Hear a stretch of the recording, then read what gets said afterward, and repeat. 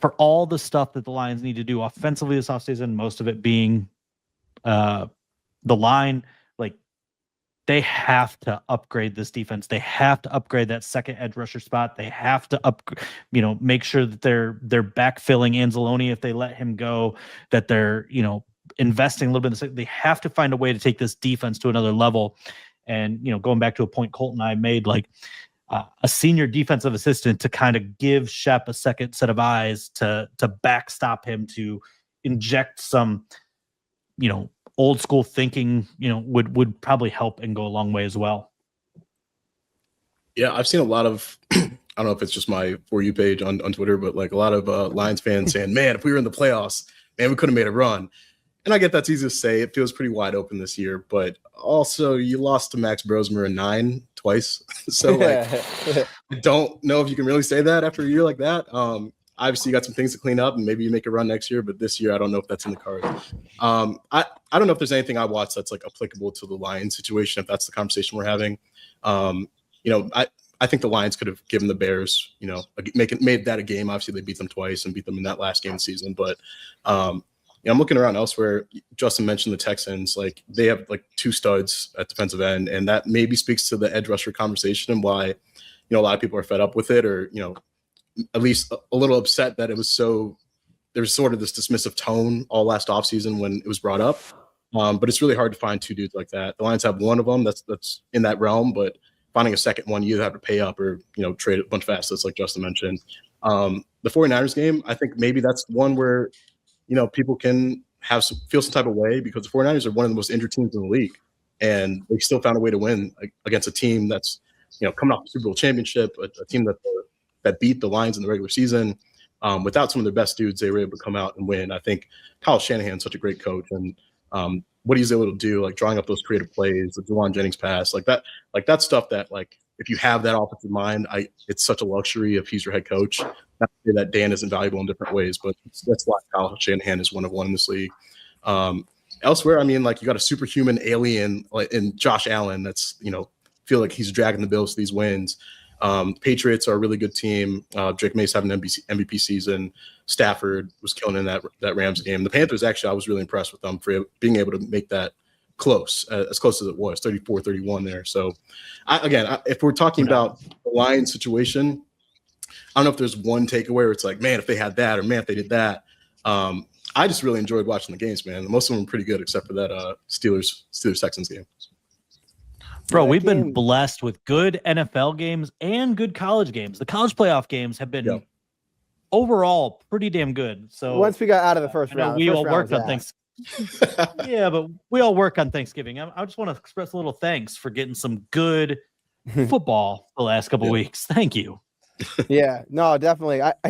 Watching the NFC games on Saturday, the Rams first and then the Bears second, feel like both were confirmation of what we thought we knew about Matthew Stafford, which is that if you give him the ball back with a chance to win the game and 2 minutes on the clock, he's going to do it. Like, that was maybe the most impressive and least surprising part of the weekend when he had a chance to go and lead his team to victory there.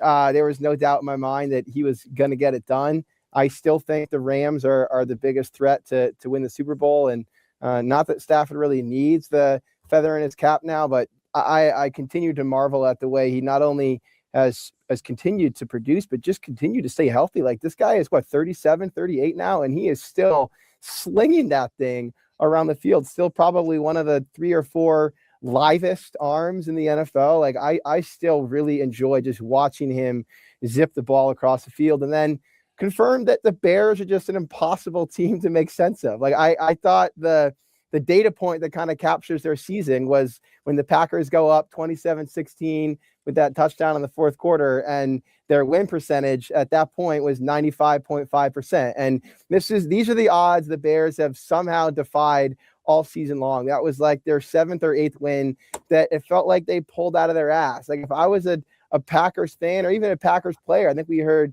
their safety, Javon Bullard, say after the game, like, I don't know how we lost. Like, they weren't better than us. And it felt like watching that game that they weren't. Like, the Packers, for the most part, were the better team in that game. And then you get into this fourth quarter and Caleb Williams can make, that insane play on 4th and 10 to extend the game, and the defense under Dennis Allen just enough. And once they start hanging around, you're like, oh my God, they're going to win this freaking game.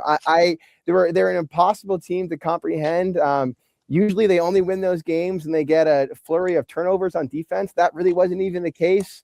Unless you want to count maybe the missed field goal and the missed extra point as gifts. But a team that defies logic, but with each game they win, obviously the chances rise that they could actually be playing in the Super Bowl in 3 weeks, which is just so hard to fathom.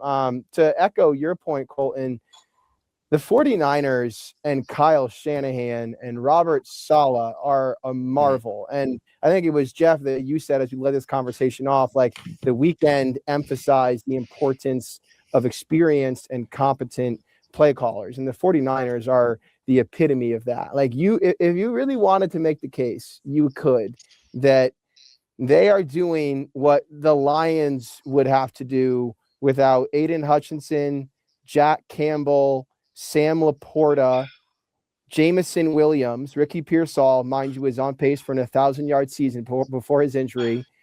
Jared Goff for basically half of the season. And then I wouldn't go this far, but they did consider Brandon Ayuk their number one receiver. So if you really wanted to hammer home the point, you could say also without Amon-Ra St. Brown. Without St. Brown, J-Mo, Jared Goff for half a year, Sam Laporta now, Jack Campbell, and Aiden Hutchinson, the Lions would be playing for a spot in the NFC Championship. That blows my mind. I think that is a heavier dose of attrition than even they themselves suffered last year.